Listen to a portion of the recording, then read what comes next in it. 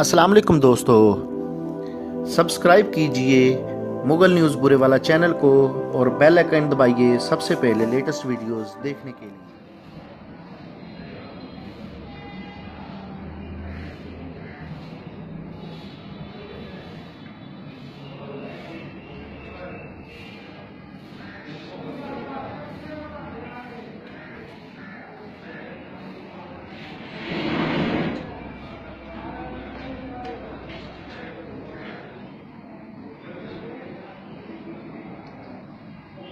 ਬੰਨਿਆ ਕਿਉਂ ਆ ਸੰਗਲ ਕਿਉਂ ਲਾਇਆ ਉਹਨੂੰ ਸੰਗਲ ਵਾਲੇ ਨੂੰ ਦਬਕਾ ਦਿੱਤਾ ਵੀ ਪੁੱਤ ਮੈਂ ਕਾਦਾ ਲਾਇਆ ਤੇ ਉਹਨਾਂ ਬੇ ਪੱਪੜੇ दबका देता है कि संगल लाया ਸੰਗਲ ਆਇਆ ਆਦਾ ਬੱਚਾ ਹੈ ਨਾ